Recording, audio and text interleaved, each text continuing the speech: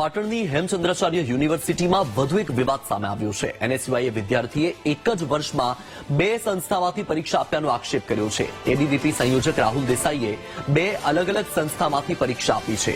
નિયમ પ્રમાણે જો અભ્યાસક્રમ સમાન હોય તો અભ્યાસ કરી શકાતો નથી, પરંતુ રાહુલ દેસાઈએ માર્ચ 2023માં બીએ સેમ 6ની બીડી કોલેજ પાટણથી પરીક્ષા તેમજ ઓગસ્ટ 2023માં સેનેટરી ઇન્સ્પેક્ટર રાધનપુરની કોલેજમાંથી પરીક્ષા આપી હતી। ગુણપત્રોની નકલ વીસીને આપીને એનએસયુઆઈએ તટસ્થ તપાસની માંગ કરી છે। વારંવાર વિવાદોમાં આવતી હોય છે એમબીબીએસ કૌભાંડો કે સપ્લિમેન્ટરી કૌભાંડ હોય, ત્યારે અત્યારે જે એક જ વર્ષની અંદર જે બે ડિગ્રી જે વિદ્યાર્થીએ ત્યાં વિદ્યાર્થી પરિષદના નેતાએ જે લીધી છે, એ મારું એક જ કહેવું છે કે 2023ની અંદર જે ડિગ્રી લીધી એ બીએની અંદર જે બીડી કોલેજ ત્યાંથી લીધી, અને એ જ સેમ ડિગ્રી 2023ની અંદર ઓગસ્ટની અંદર જે સેનેટરી ઇન્સ્પેક્ટર એસઆઈ કોલેજ જે રાધનપુર છે ત્યાં એ જ સમયે એક જ વર્ષની અંદર બે ડિગ્રી લીધી છે।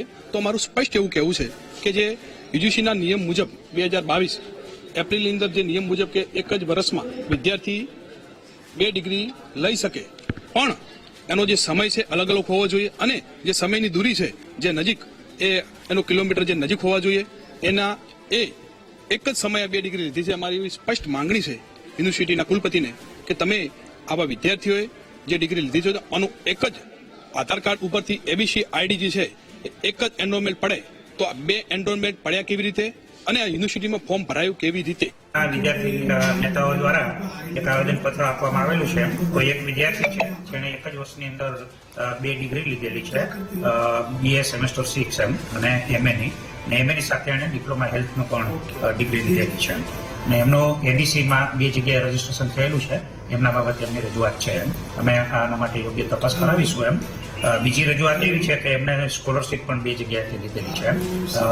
સ્કોલરશીપ આપવાની કામગીરી છે એ સરકારના અન્ય વિભાગ દ્વારા થતી હોય છે। અમને જરૂર રહેશે આપણે ખુલાસો પૂછાવીશું।